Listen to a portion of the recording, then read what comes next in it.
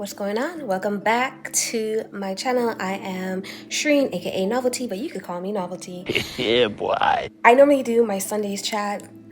For a few Sundays, I've been missing out on my chats. I've been missing out on a lot of things, actually. For the matter of fact, for the past 2 weeks, I haven't really been posting. And that was intentional because I wanted to focus more on the content that I want to be putting out henceforward. Last year for me was more of a push out because I wanted the algorithm to pick up on what it is that I'm putting out there and, find my crowd. And I think I am doing that, and I'm very happy. Right now I've made it to 300 beautiful, wonderful followers, and I'm overwhelmed because who would have known? Who would have known? A few months back I was stuck at 50 for quite some time, and I thought, you know what, I'm going to put myself out there, but I never really imagined that 300 people would want to come and follow me. And I'm going to mention that as often as I can because I'm overwhelmed. It's a beautiful feeling. But anyway, today I wanted to come on and make a brief little, just sit down and really talk to you guys and talk about, what it's like to run things on your own. I am the proud owner of an online female boutique named NoveltyQueens. Now, the goal of my channel is I am trying to put myself out there. My store is currently on hold for now. I decided to put my store off and to focus more on building a community, building up my brand, putting myself out there more, and working on my YouTube channel because I'm also trying to be a YouTube content creator.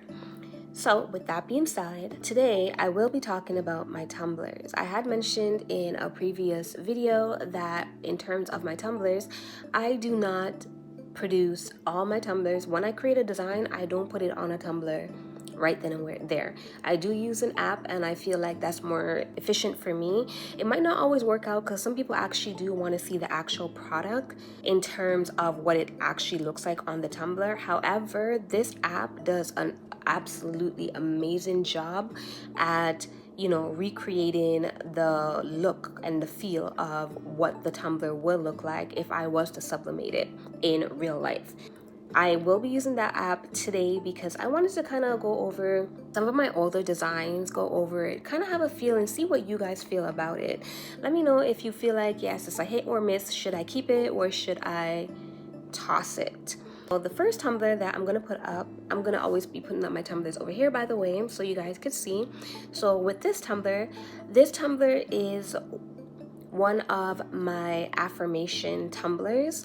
I do have quite a few affirmation tumblers, and affirmations I introduced to my brand from the get-go, but it was only like 1 or 2 designs. Over time, I started to introduce more affirmation tumblers, more positive t-shirt, and more so because I want my brand to be uplifting. I don't want it just to be from a creative aspect where I'm just creating any and everything. I want it to be more uplifting. I want my brand to be dedicated to females like myself. I am very busy. I am a female. I am a mother of 2 children, and I know what it's like on a day-to-day basis. So I kind of wanted to target females like that. I want females to know that it's not the end. As long as you have life, there's always hope. With that, I want not only, like I said, my creativity to shine through my brand, but I also want to be that beacon of hope for somebody. I am a solopreneur. I do everything by myself. I don't have any help. I also wanted that to shine through because it's hard when you're doing everything by yourself and you don't have anyone at all to help you out. And I feel like with that, my progress is delayed or has been delayed, but it hasn't been stopped. And for that, I want to, let that shine through my brand because I want females, and not just females, but just anybody, that's watching to just know that doing things by yourself doesn't stop you. It's not impossible. It's gonna slow down your progress a little bit more than somebody that have people in their corner, but it's not impossible. And All you have to really do is just set your mind to it. Determination is key. Once you set your mind to it, set yourself a schedule and move with your intentions as if you are going to work for somebody else. Get up and push out the same way you would had you been going to a regular 9 to 5 working for somebody else. This is my mentality when I'm working on my brand and working for myself. I not only think of benefits of working for myself, I also think of how I would have went about it had I been working for somebody. So let's just talk about some of the ways that you can leverage YouTube to enhance your brand. So I know, like I said, that it's rough, doing everything on your own if you're a solopreneur. And even when you have somebody, sometimes it still can be rough. So I'm going to just give you guys a few little 1-2 that I have, picked up on over the past few months. So one of the things is content strategy. So the best thing for you to do is define your niche. So you want to focus on specific topics or, themes related to your brand. So given that it could be really, really hard, I don't know if you guys are going to be able to hear me. My niece is watching her videos in the living room area, so I'm gonna do the best to be as loud as and clear as I can. I do have my phone. I went and got my phone because I did take some notes for some stuff. I don't want to forget them. Very important and key factors. So I'm just going to talk a little bit about some content strategies that I've been using that is helping me, that might assist you, because as I said, I know that it could be very, very hard, doing everything by yourself. You don't always have that little support. So I'm gonna share some stuff with you to kind of get you that push, and if you were feeling down, hopefully this is a picker-upper, that little sprinkler boost that you've been looking for. So the first thing that we're talking about is our content strategy. I need to cut out saying So the first thing that you want to do is you want to define your niche. You want to focus on specific topics or themes relating to your brand or your content if you're just trying to do YouTube, because not everybody's trying to run a small business.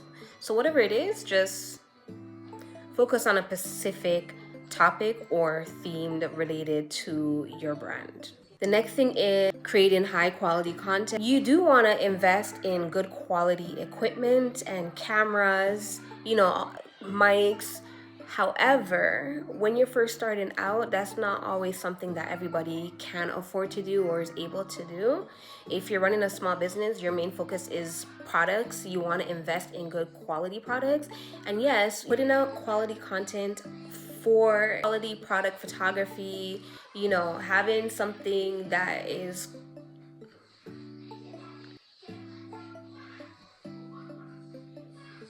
having a good quality camera is important, because when you're taking content photography or you're recording any sort of video in terms of your business or even your content, you do want to have good quality.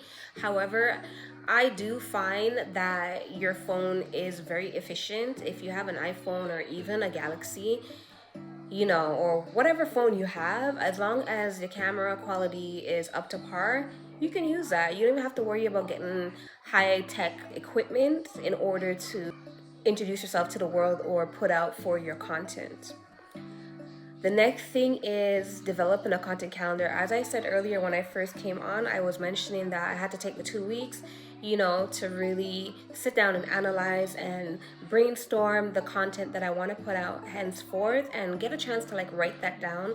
And it really saves me a lot, because a few months ago I did do content planning, but it was on a day-to-day basis. I just got up every day and maybe I would create for 2 days in advance, but I didn't really create for the whole month. And more so because when I started to take YouTube seriously, it was more on a whim of, what, I am going to do this.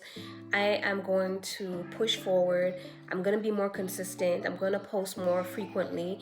And I just did it. So I didn't really have the time to say, well, I was sitting down and thinking about the content I'm going to put out and, really jot down months ahead or even a month ahead. So I had to go a day or 2 days, and it's a setback.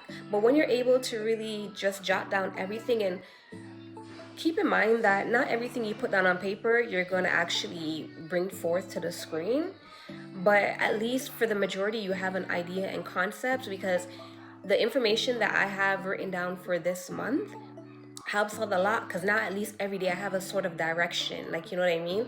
I have an idea and I don't have to really think about brainstorming, and that time that it's going to take me to brainstorm tomorrow or the day after for the day after and so forth, I could use that time to set up, my scenery, or get my products prepared and, get ready and start filming.